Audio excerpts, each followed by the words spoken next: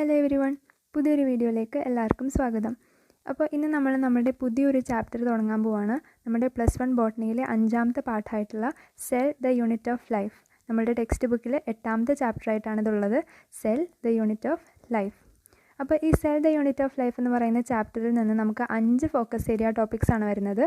അപ്പോൾ ആദ്യത്തെ topic prokaryotic cells എന്ന ടോപ്പിക്കാണ്. രണ്ടാമത് വരുന്നത് യൂക്യാരിയോട്ടിക് സെൽസിൻ്റെ സെൽ മെംബ്രെയിൻ, മൂന്നാമത്തേത് മൈറ്റോകോൺട്രിയ, നാലാമത്തേത് പ്ലാസ്റ്റിഡ്സ്, അഞ്ചാമത്തേത് ന്യൂക്ലിയസ്. അപ്പോൾ ഈ 5 ടോപ്പിക്സാണ് നമുക്ക് ഈ ഒരു ചാപ്റ്ററിൽ വരുന്നത്. അപ്പോൾ നമുക്ക് വേഗം തന്നെ നമ്മളുടെ ചാപ്റ്ററിൻ്റെ ഫോക്കസ് ഏരിയ ബേസ്ഡ് ഡിസ്കഷനിലേക്ക് കടക്കാം. അപ്പോൾ നമ്മളുടെ ചാപ്റ്ററിൻ്റെ പേര് cell the unit of life. നമ്മൾ സെല്ലെന്ന് പറയുന്നത് എന്താണെന്ന് കുറേ ക്ലാസ്സുകളായിട്ട് നമ്മൾ പഠിച്ചിട്ടുണ്ട് അല്ലേ. സെല്ലെന്ന് പറയുന്നത് എന്താ? നമ്മളുടെ ലൈഫിൻ്റെ യൂണിറ്റാണ്. ലൈഫ്, ജീവൻ നൽകുന്ന ജീവൻ്റെ യൂണിറ്റ്, ഫണ്ടമെൻ്റൽ യൂണിറ്റ് എന്ന് പറയുന്നത് സെല്ലാണ്. അത് പ്ലാന്റ്സിൻ്റെ കേസിലായാലും ആനിമൽസിൻ്റെ കേസിലായാലും അങ്ങനെ തന്നെയാണ്. എല്ലാ ജീവജാലങ്ങളെയും എന്തുകൊണ്ടാണ് ഉണ്ടാക്കിയിരിക്കുന്നത്? സെല്ല്, കോശങ്ങൾ കൊണ്ടാണ്. അപ്പോൾ ഈ സെല്ലാണ് ഗ്രൂപ്പ് ചെയ്ത് ടിഷ്യൂസായി മാറുന്നത്. ടിഷ്യൂസ് ഗ്രൂപ്പ് ചെയ്ത് ടിഷ്യൂ സിസ്റ്റം, ഓർഗൻസ് ഗ്രൂപ്പ് ചെയ്ത് ഓർഗൻ സിസ്റ്റങ്ങൾ ഗ്രൂപ്പ് ചെയ്ത് ഓർഗാനിസം. അതുപോലെ ഒരു ഓർഗാനിസമാണ് ഹ്യൂമൻ ബീയിങ്, മറ്റ് ആനിമൽസ്, പ്ലാന്റ്സ്, ഇതൊക്കെ. അപ്പോൾ എല്ലാത്തിൻ്റെയും അടിസ്ഥാന യൂണിറ്റ് എന്ന് പറയുന്നത് എന്താണ്? സെല്ലാണ്. So cell is the fundamental structural and functional unit of all living organism. So what is cell? സെല്ലെന്ന് പറയുന്നതാണ് ഫണ്ടമെൻ്റൽ ആയിട്ടുള്ള സ്ട്രക്ചറലും ഫങ്ഷണലും. സ്ട്രക്ചറിൻ്റെ കേസിൽ പറയുവാണെങ്കിലും ഫങ്ഷൻ്റെ കേസിൽ പറയുവാണെങ്കിലും അടിസ്ഥാന യൂണിറ്റ് എന്ന് പറയുന്നത്, ലിവിങ് ഓർഗാനിസത്തിൻ്റെ അടിസ്ഥാന യൂണിറ്റ് സെല്ലാണ്. ഇനി നമ്മൾ പറയാൻ പോകുന്നത്, സെല്ല് നമുക്കറിയാം 2 തരത്തിലുണ്ട് അല്ലേ. നമ്മൾ ആദ്യത്തെ ക്ലാസ് പഠിച്ചപ്പോൾ, അതായത് ആദ്യത്തെ ചാപ്റ്റർ പഠിച്ചപ്പോൾ, അതിൽ നമ്മൾ ഓരോ കിങ്ഡം ക്ലാസിഫൈ ചെയ്തപ്പോഴും അതിൽ ഏത് സെൽ ടൈപ്പാണെന്ന് പറഞ്ഞ് പഠിച്ചിരുന്നു അല്ലേ. അപ്പോൾ നമ്മൾ പറഞ്ഞത് പ്രോക്യാരിയോട്ടിക് സെൽസുമുണ്ട്, യൂക്യാരിയോട്ടിക് സെൽസുമുണ്ട്. പ്രോക്യാരിയോട്ടിക് മൊണീറ വന്നു, ബാക്കി എല്ലാം എന്തായിരുന്നു? യൂക്യാരിയോട്ടിക് ആയിരുന്നു അല്ലേ. അപ്പോൾ പ്രോക്യാരിയോട്ടിക് സെൽസ് എന്ന് പറഞ്ഞാൽ എന്താണ്? അതാണ് നമ്മളിനി പഠിക്കാൻ പോകുന്നത്. അപ്പോൾ പ്രോക്യാരിയോട്ടിക് സെൽസ് എന്ന് പറഞ്ഞു കഴിഞ്ഞാൽ മെംബ്രെയിൻ ബൗണ്ട് ന്യൂക്ലിയസും ഓർഗനൽസും ആബ്സെൻ്റ് ആയിട്ടുള്ള സെല്ലുകൾ. മെംബ്രെയിൻ ബൗണ്ട്, അതായത് മെംബ്രെയിൻ കൊണ്ട് ചുറ്റിയ, മെംബ്രെയിൻ സറൗണ്ട് ചെയ്തിരിക്കുന്ന ഒരു ന്യൂക്ലിയസും മെംബ്രെയിനസ് ആയിട്ടുള്ള ഓർഗനൽസും ഇല്ലെങ്കിൽ നമ്മൾ അതിനെ പറയുന്ന, ആ ഒരു കോശത്തിനെ പറയുന്ന പേരാണ് പ്രോക്യാരിയോട്ടിക് സെൽസ്. ഈ പ്രോക്യാരിയോട്ടിക് സെൽസിൻ്റെ എക്സാമ്പിളായിട്ട് വരുന്ന, അല്ലെങ്കിൽ പ്രോക്യാരിയോട്ടിക് സെൽസ് ഏത് ഓർഗാനിസത്തിലൊക്കെയാണ് കാണപ്പെടുന്നത്? Bacteria, blue green algae, mycoplasma, PPLO എന്ന് പറഞ്ഞാൽ പ്ലൂരോ ന്യൂമോണിയ ലൈക്ക് ഓർഗാനിസം. അപ്പോൾ ഇതിലൊക്കെ നമുക്ക് പ്രോക്യാരിയോട്ടിക് സെൽസ് ആയിരിക്കും കാണാൻ സാധിക്കുക. പ്രോക്യാരിയോട്ടിക് സെൽസിൻ്റെ ഒരു പ്രത്യേകത എന്ന് പറഞ്ഞു കഴിഞ്ഞാൽ യൂക്യാരിയോട്ടിക് സെൽസിനേക്കാളും കുഞ്ഞതാണ് prokaryotic cells. They are generally smaller. അതുപോലെ ഇവ പെട്ടെന്ന് തന്നെ മൾട്ടിപ്ലൈ ചെയ്യും. റാപ്പിഡായിട്ടാണ് ഇവരുടെ മൾട്ടിപ്ലിക്കേഷൻ നടക്കുന്നത്. അപ്പോൾ ഇവർ ഡിവൈഡ് ചെയ്ത് മൾട്ടിപ്ലൈ ചെയ്ത് കൂടുതലാകുന്നത്, നമ്പർ ഇൻക്രീസ് ചെയ്യുന്നത് വളരെ പെട്ടെന്ന് തന്നെയാണ് യൂക്യാരിയോട്ടിക് സെൽസിനെ കമ്പയർ ചെയ്ത് നോക്കുമ്പോൾ. പ്രോക്യാരിയോട്ടിക് സെൽസ് പല ഷേപ്പുകളിലും സൈസുകളിലും നമുക്ക് കാണാൻ സാധിക്കും. അപ്പോൾ ഇത്രയും കാര്യങ്ങൾ ഓർത്ത് വെക്കുക. പ്രോക്യാരിയോട്ടിക് സെൽസിൻ്റെ സെല്ല് എന്ന് പറഞ്ഞു കഴിഞ്ഞാൽ അവിടെ മെംബ്രെയിൻ ബൗണ്ട് ന്യൂക്ലിയസും ഓർഗനൽസും ആബ്സെൻ്റ് ആയിരിക്കും. ഇവ കാണുന്നത് ബാക്ടീരിയ, ബ്ലൂ ഗ്രീൻ ആൽഗെ അങ്ങനെയുള്ള ഓർഗാനിസങ്ങളിലാണ്. ഇവ ചെറുതാണ്, പെട്ടെന്ന് തന്നെ മൾട്ടിപ്ലൈ ചെയ്യും. ഇവർക്ക് പല ഷേപ്പും സൈസും ഉണ്ടാകും. അപ്പോൾ ആ ഒരു ഷേപ്പിൻ്റെയൊക്കെ ബേസിൽ നമ്മൾ പ്രോക്യാരിയോട്ടിക് സെൽസ് അല്ലെങ്കിൽ ബാക്ടീരിയ, അതിനെ നമ്മൾ 4ആയിട്ട് തിരിച്ചിട്ടുണ്ട്. പ്രോക്യാരിയോട്ടിക് സെൽസ് ആയിട്ടുള്ള ബാക്ടീരിയയെ ഷേപ്പിൻ്റെ ബേസിൽ 4ആയിട്ട് തിരിച്ചിട്ടുണ്ട്. ഏതൊക്കെയാണത്? Coccus, bacillus, vibrio, spirillum. Coccus എന്ന് പറഞ്ഞു കഴിഞ്ഞാൽ സ്ഫെരിക്കൽ, അതായത് സ്ഫിയറിൻ്റെ രൂപത്തിലുള്ള റൗണ്ട് പോലെ ഇരിക്കുന്ന ബാക്ടീരിയയാണ് കോക്കസ് എന്ന് പറയുന്നത്. ബാസിലസ് എന്ന് പറഞ്ഞു കഴിഞ്ഞാൽ റോഡ് പോലെ ഇരിക്കുന്നതാണ് ബാസിലസ്. വിബ്രിയോ എന്ന് പറഞ്ഞാൽ കോമയുടെ ഷേപ്പിലുള്ളതിനെയാണ് നമ്മൾ വിബ്രിയോ ഷേപ്ഡ് ബാക്ടീരിയ എന്ന് പറയുക. സ്പൈറല്ലം എന്ന് പറഞ്ഞാൽ സ്പൈറൽ ഷേപ്ഡ് ബാക്ടീരിയ. അപ്പോൾ ഇവിടെ നമുക്ക് പിക്ചേഴ്സ് കൊടുത്തിട്ടുണ്ട്. അവിടെ ബാസിലസ് നമ്മൾ നോക്കിക്കഴിഞ്ഞാൽ റോഡ് ഷേപ്ഡ് ആണ്, കോക്കസ് ആണെങ്കിൽ സ്പെരിക്കൽ ഷേപ്ഡ് ആണ്, വിബ്രിയോ കോമ ഷേപ്ഡും, സ്പൈറല്ലം സ്പൈറൽ ഷേപ്ഡായിട്ട് നമുക്ക് കാണാൻ സാധിക്കും. അടുത്തത് നമ്മൾ പറയുന്നത് സെൽ ഓർഗനൽസിനെ പറ്റിയിട്ടാണ്. സെൽ ഓർഗനൽസ് എന്ന് പറഞ്ഞാൽ എന്താണ്?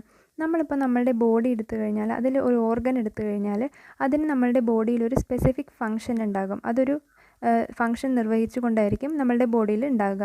അതുപോലെ ഒരു സെല്ല് എടുത്തു കഴിഞ്ഞ് കഴിഞ്ഞാൽ അതിൽ ചില സ്ട്രക്ചേഴ്സ് നമുക്ക് കാണാൻ സാധിക്കും. ആ ഓരോ സ്ട്രക്ചേഴ്സിനും ഒരു ഓർഗനിനെ പോലെ ചില സ്പെസിഫിക് ഫങ്ഷൻസും ഉണ്ടാകും. അങ്ങനെയുള്ള ആ സ്ട്രക്ചേഴ്സിനെ പറയുന്ന പേരാണ് സെൽ ഓർഗനൽസ്.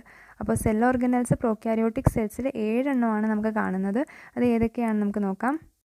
അവയാണ് cell envelope, mesosome and chromatophores, nucleoid, flagella, pili and fimbriae, ribosomes, inclusion bodies. അപ്പോൾ ഈ ഓരോന്നും നമ്മൾ വിശദമായി പഠിക്കാൻ പോവുകയാണ്. അപ്പോൾ ആദ്യം നമുക്ക് പഠിക്കാനുള്ളത് സെൽ എൻവലപ്പ് എന്ന സെൽ ഓർഗനലാണ്. ഇത് പ്രോക്യാരിയോട്ടിക് സെൽസിൽ കാണുന്ന ഓർഗനലാണ്. അപ്പോൾ സെൽ എൻവലപ്പ് എന്ന് പറഞ്ഞു കഴിഞ്ഞാൽ പ്രോക്യാരിയോട്ടിക് സെൽസിനെ കവർ ചെയ്യുന്ന ഒരു പ്രൊട്ടക്റ്റീവ് ലെയറിനെയാണ് നമ്മൾ സെൽ എൻവലപ്പ് എന്ന് പറയുക. അപ്പോൾ it is A chemically complex protective covering. അതായത് ഈ ഒരു പ്രോക്യാരിയോട്ടിക് സെൽസിനെ കവർ ചെയ്തുകൊണ്ടുള്ള ഒരു പ്രൊട്ടക്റ്റീവ് കവറിങ് ആണ്, അല്ലെങ്കിൽ കെമിക്കലി കോംപ്ലെക്സ് ആയിട്ടുള്ള ഒരു പ്രൊട്ടക്റ്റീവ് കവറിങ് ആണ് സെൽ എൻവലപ്പ് എന്ന് പറയുന്നത്. ഈ സെൽ എൻവലപ്പ് തന്നെ 3 ലെയേഴ്സ് കൊണ്ടാണ് ഉണ്ടാക്കിയിരിക്കുന്നത്. 3 ടൈറ്റ്ലി ബൗണ്ട്, വളരെ ടൈറ്റായിട്ട് ബൗണ്ട് ചെയ്തിരിക്കുന്ന, അടുപ്പിച്ച് കൂട്ടി വെച്ചിരിക്കുന്ന 3 ലെയേഴ്സ് കൊണ്ടാണ് ഈ സെൽ എൻവലപ്പ് ഉണ്ടാക്കിയിരിക്കുന്നത്. അത് ഏതൊക്കെയാണ്? ഗ്ലൈക്കോകാലിക്സ്, സെൽ വാൾ, പ്ലാസ്മ മെംബ്രെയിൻ. ഈ 3 ലെയേഴ്സ് വെച്ചിട്ടാണ് സെൽ എൻവലപ്പ് ഉണ്ടാക്കിയിരിക്കുന്നത്. അപ്പോൾ ഇത് എല്ലാം നമുക്ക് എന്താണെന്ന് നോക്കാം. ആദ്യത്തെ ലെയർ നമ്മൾ പറഞ്ഞതുപോലെ ഗ്ലൈക്കോകാലിക്സ്. ഇതാണ് ഏറ്റവും ഔട്ടർ മോസ്റ്റ് ആയിട്ട് കാണുന്ന ലെയർ. അപ്പോൾ സെൽ എൻവലപ്പിൽ നമ്മൾ സെൽ എൻവലപ്പ് എന്ന് പറയുന്ന ആ ഒരു കവറിങ്, പ്രൊട്ടക്റ്റീവ് കവറിങ് എടുത്ത് നോക്കിയാൽ അതിൽ ഏറ്റവും പുറമേ കാണുന്ന ലെയറാണ് ഗ്ലൈക്കോകാലിക്സ്. അതിൻ്റെ കോമ്പോസിഷനും തിക്നെസ്സും പല ബാക്ടീരിയയിലും പലതാണ്. കോമ്പോസിഷൻ എന്ന് പറഞ്ഞാൽ അതിലടങ്ങിയിരിക്കുന്ന വസ്തുക്കൾ, അത് ആ ഒരു കോമ്പോസിഷനും അതിൻ്റെ തിക്നെസ്സും അതിൻ്റെ കട്ടിപ്പും അതൊക്കെ പല ബാക്ടീരിയയിലും പലതാണ്, ഡിഫറെൻ്റ് ആണ് നമുക്ക് കാണുന്നത്.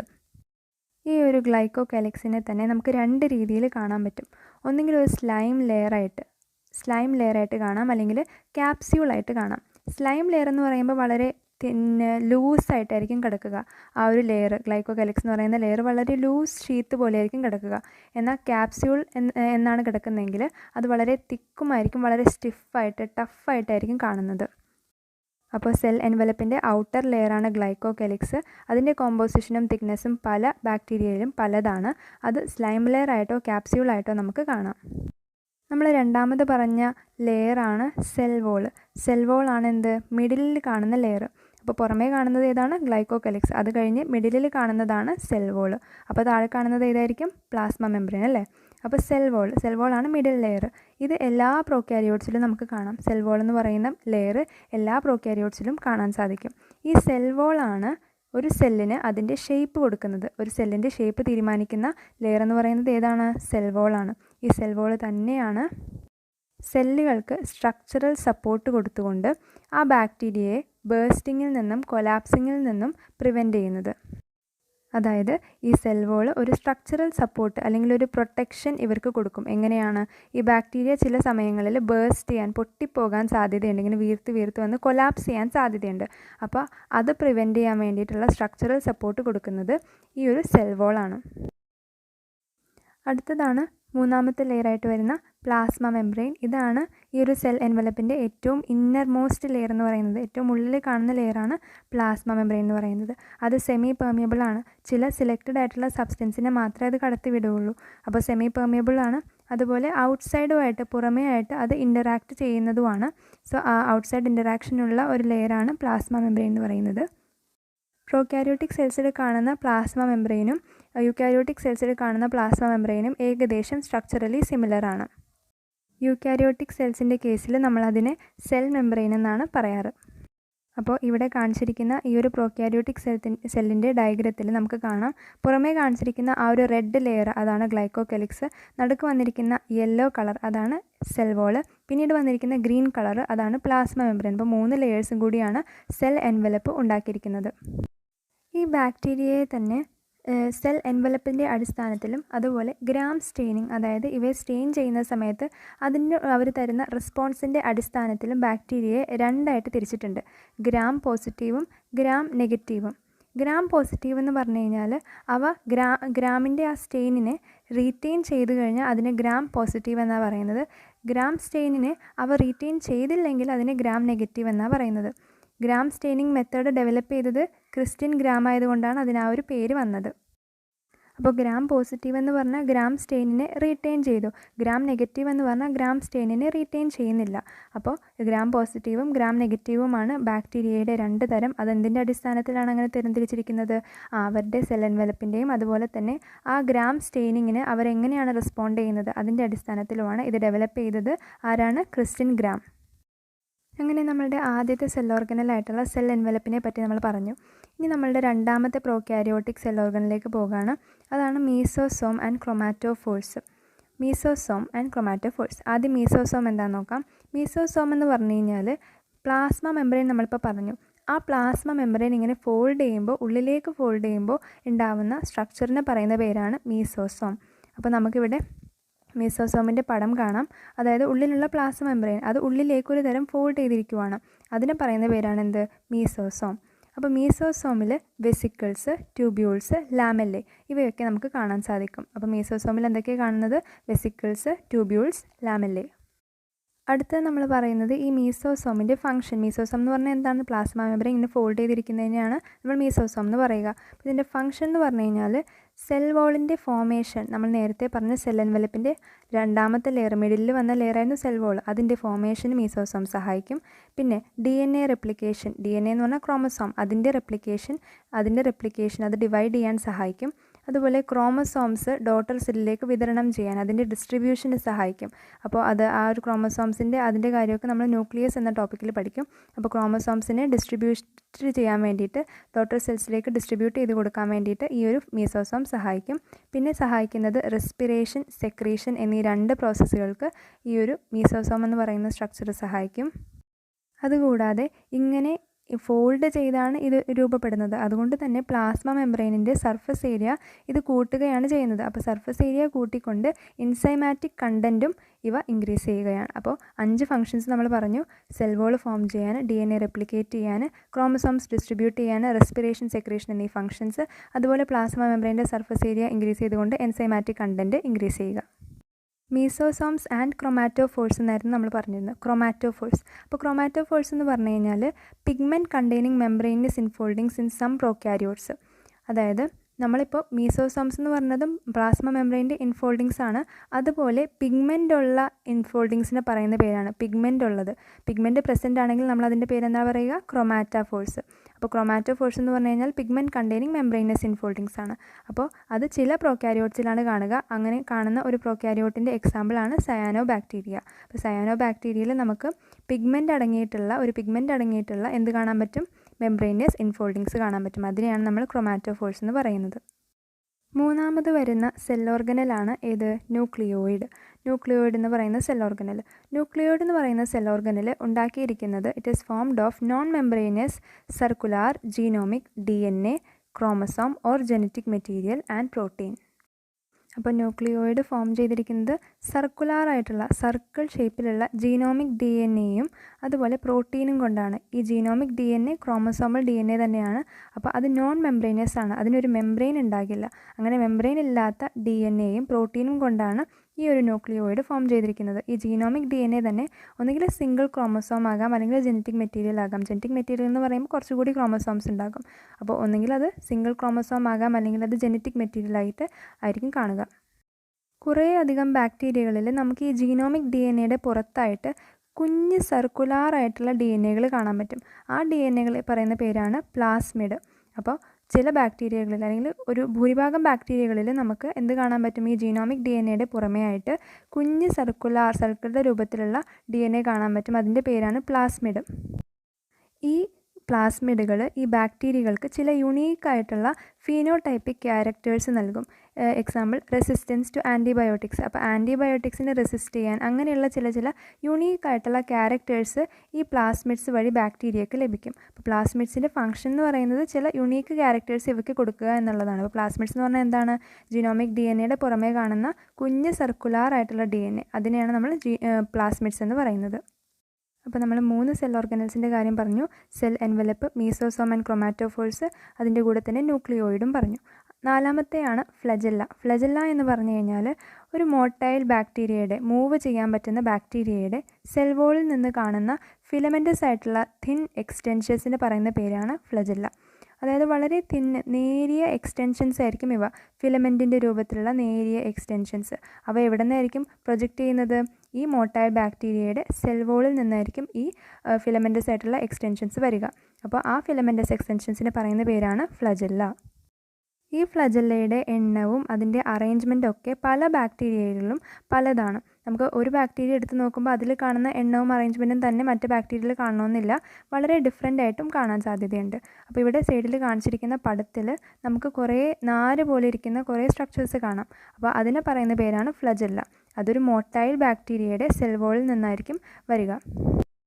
അപ്പോൾ ഒരു ഫ്ലജല്ലയിൽ അല്ലെങ്കിൽ ഒരു ബാക്ടീരിയൽ ഫ്ലജല്ലത്തിൽ നമുക്ക് 3 ഭാഗങ്ങൾ മെയിനായിട്ട് കാണാം. ഏതൊക്കെയാണ് ആ ഭാഗങ്ങൾ? Filament, hook and basal body. Filament, hook, basal body എന്നീ 3 ഭാഗങ്ങളാണ് നമ്മളൊരു ബാക്ടീരിയൽ ഫ്ലജല്ലം എടുത്ത് നോക്കിയാൽ കാണാൻ സാധിക്കുന്നത്. ഈ പറഞ്ഞ 3 ഭാഗങ്ങളിലെയും ഫിലമെൻ്റാണ് ഏറ്റവും ലോങ്ങസ്റ്റ് ആയിട്ടുള്ള, ഏറ്റവും നീളമുള്ള പോർഷൻ എന്ന് പറയുന്നത്. അതാണ് സെല്ലിൻ്റെ സർഫസിൽ നിന്ന് പുറത്തേക്ക് വരുന്ന ആ ഒരു ഭാഗം. ബാക്കിയുള്ളതൊക്കെ ഉള്ളിലുള്ള കുഞ്ഞു ഭാഗങ്ങളായിട്ടായിരിക്കും ഹുക്കും ബേസൽ ബോഡിയും കാണുന്നത്. പക്ഷേ ഫിലമെൻ്റാണ് ഏറ്റവും നീളമുള്ള പോർഷനായിട്ട് നമുക്ക് ഒരു ബാക്ടീരിയൽ ഫ്ലജല്ലത്തിൽ കാണാൻ സാധിക്കുന്നത്. 5ാമത്തെ പ്രോകാരിയോട്ടിക് സെൽ ഓർഗനലാണ് പിലൈ ആൻഡ് ഫിംബ്രിയെ. പിലൈ ആൻഡ് ഫിംബ്രിയെ എന്ന് പറഞ്ഞു കഴിഞ്ഞാൽ ഒരു ബാക്ടീരിയയുടെ അല്ലെങ്കിൽ ഒരു പ്രോകാരിയോട്ടിക് സെല്ലിൻ്റെ മൂവ്മെൻറ്റിൽ പ്രത്യേകിച്ച് വലിയ റോളൊന്നുമില്ലാത്ത സർഫസ് സ്ട്രക്ചേഴ്സിനെ പറയുന്ന പേരാണ് പിലയും ഫിംബ്രിയയും. അപ്പോൾ ഇവ മൂവ്മെൻറ്റിനൊന്നും പ്രത്യേകിച്ച് റോളൊന്നും കാണിക്കുന്നില്ല, മൂവ്മെൻറ്റിനൊന്നും സഹായിക്കുന്ന സ്ട്രക്ചേഴ്സ് അല്ല പിലയും ഫിംബ്രിയ എന്ന് പറയുന്നത്. പിലൈ എന്ന് പറഞ്ഞു കഴിഞ്ഞാൽ ഒരു സ്പെഷ്യൽ പ്രോട്ടീനായിട്ടുള്ള പൈലിൻ അത് വെച്ചുണ്ടാക്കിയിരിക്കുന്ന ഇലോങ്ങേറ്റഡ് ട്യൂബുലാർ സ്ട്രക്ചർ, നീളമുള്ള ട്യൂബിൻ്റെ രൂപത്തിലുള്ള സ്ട്രക്ചറാണ് പിലൈ എന്ന് പറയുന്നത്. അപ്പോൾ ഇതുണ്ടാക്കിയിരിക്കുന്ന പ്രോട്ടീൻ്റെ പേരാണ് പൈലിൻ. മറ്റൊരു സ്ട്രക്ചറായിരുന്നു ഏത്? ഫിംബ്രിയ എന്ന് പറയുന്നത്. ഫിംബ്രിയയാണ് ഫൈബർ പോലെ ഇരിക്കുന്ന, ഫിംബ്രിയെ ആ ഒരു പേരിൽ നിന്ന് തന്നെ ഫൈബർ അല്ലേ, ഫൈബർ സെല്ലിൽ നിന്ന് സ്പ്രൗട്ട് ചെയ്ത് വരുന്ന, മുളച്ച് വരുന്ന ഫൈബർ പോലെ ഇരിക്കുന്ന കുഞ്ഞ് ബ്രിസിൽസിനെ പറയുന്ന പേരാണ് ഫിംബ്രിയെ. അപ്പോൾ fimbriae are small bristle like fibre sprouting out of the cell. സെല്ലിൽ നിന്ന് മുളച്ച് വരുന്ന ഫൈബർ പോലെ ഇരിക്കുന്ന ചില സ്മോൾ ബ്രിസിൽസ്, അവയാണ് നമ്മൾ ഫിംബ്രിയെ എന്ന് പറയുന്നത്. ചില ബാക്ടീരിയകളിൽ ഈ ഫിംബ്രിയെ ഉപയോഗിച്ച് അവ റോക്കുകളിലേക്കും ഹോസ്റ്റ് ടിഷ്യൂസിലേക്കും അറ്റാച്ച് ചെയ്യാറുണ്ട്. അപ്പോൾ സ്ട്രീമിലൊക്കെ കാണുന്ന, വെള്ളത്തിലൊക്കെ കാണുന്ന റോക്കുകളിലേക്ക് അറ്റാച്ച് ചെയ്യാനും പാറയിലേക്ക് അറ്റാച്ച് ചെയ്യാനും ഹോസ്റ്റ് ടിഷ്യൂസിലേക്ക് അറ്റാച്ച് ചെയ്യാനും ഈ ഫിംബ്രിയെ ബാക്ടീരിയകളെ സഹായിക്കാറുണ്ട്. 6ാമത്തെ പ്രോകാരിയോട്ടിക് സെൽ ഓർഗനലാണ് റൈബോസോം. റൈബോസോം എന്ന് പറഞ്ഞു കഴിഞ്ഞാൽ പ്രോകാരിയോട്സിൻ്റെ പ്ലാസ്മ മെംബ്രെയിനുമായിട്ട് അസോസിയേറ്റ് ചെയ്ത് കാണപ്പെടുന്ന സ്ട്രക്ചറാണ്. അപ്പോൾ പ്ലാസ്മ മെംബ്രെയിൻ, പ്രോകാരിയോട്സിൻ്റെ പ്ലാസ്മ മെംബ്രെയിൻ നമ്മൾ പറഞ്ഞു സെൽ എൻവലപ്പിലെ 3ാമത്തെ ഇന്നർമോസ്റ്റ് ലെയറാണ് ഏത്? പ്ലാസ്മ മെംബ്രെയിൻ എന്ന് പറയുന്നത്. അപ്പോൾ അതുമായിട്ട് അസോസിയേറ്റ് ചെയ്ത് കാണപ്പെടുന്ന സ്ട്രക്ചറാണ് എന്ത്? റൈബോസോംസ്. ഇവയുടെ സൈസ് ഏകദേശം 15 മുതൽ 20 നാനോമീറ്റർ വരെയാണ് നമുക്ക് കാണുന്നത്. ഈ റൈബോസോംസ് ഉണ്ടാക്കിയിരിക്കുന്നത് 2 സബ് യൂണിറ്റ്സ് വെച്ചിട്ടാണ്. ആ സബ് യൂണിറ്റ്സിൻ്റെ പേരാണ് 30S and 50S sub units. അപ്പോൾ ഇത് രണ്ടും കൂടി ഒരുമിച്ചാണ് 70S പ്രോകാരിയോട്ടിക് റൈബോസോം ഉണ്ടാക്കുന്നത്.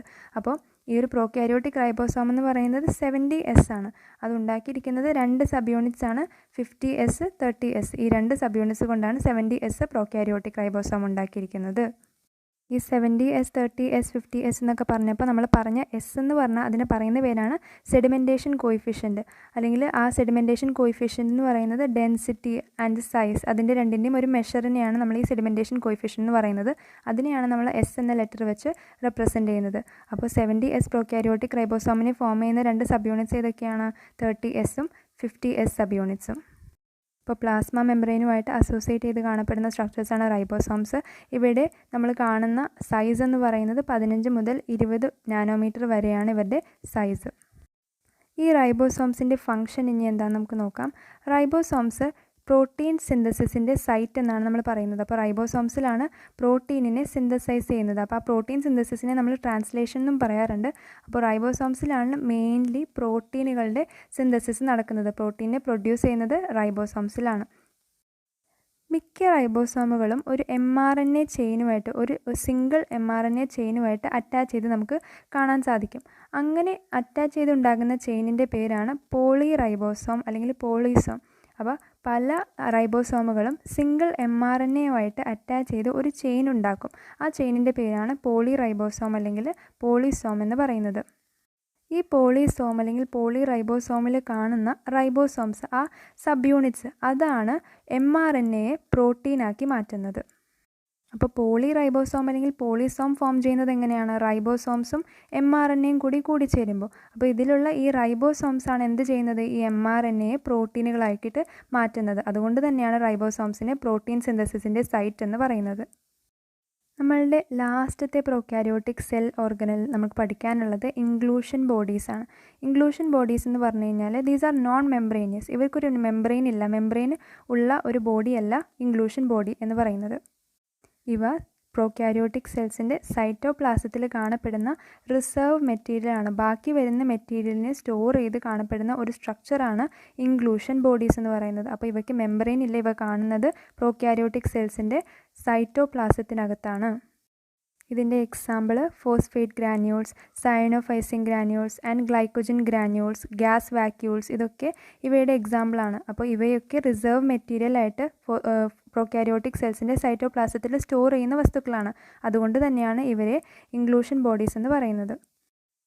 ഗ്യാസ് വാക്യൂൾസ് എന്ന് നമ്മളിപ്പോൾ പറഞ്ഞ ഇൻക്ലൂഷൻ ബോഡീസിൻ്റെ എക്സാമ്പിൾ അത് നമുക്ക് കാണുന്നത് ബ്ലൂ ഗ്രീൻ, പർപ്പിൾ, ഗ്രീൻ എന്നീ ഫോട്ടോസിന്തറ്റിക് ബാക്ടീരിയകളിലാണ്. അപ്പോൾ നമ്മൾ ഇതിനകം പ്രോക്യാരിയോട്ടിക് സെൽസിൻ്റെ സെൽ ഓർഗനൽസ് ഏതൊക്കെയാണ് നമ്മൾ പഠിച്ചത്? ആദ്യം നമ്മൾ പറഞ്ഞത് സെൽ എൻവലപ്പ്, പിന്നെ മീസോസോംസ് ആൻഡ് ക്രോമാറ്റോഫോഴ്സ്, പിന്നെ നമ്മൾ പറഞ്ഞത് ന്യൂക്ലിയോയിഡ്, പിന്നെ ഫ്ലജെല്ല, pili and fimbriae, ribosomes, inclusion bodies എന്നീ 7 സെൽ ഓർഗനൽസ് നമ്മൾ ഡിസ്കസ് ചെയ്തു. അടുത്ത് വരുന്ന ബാക്കിയുള്ള ഫോക്കസ് ഏരിയ ടോപ്പിക്സ് നമുക്ക് അടുത്തൊരു ക്ലാസ്സിൽ ഡിസ്കസ് ചെയ്യാം.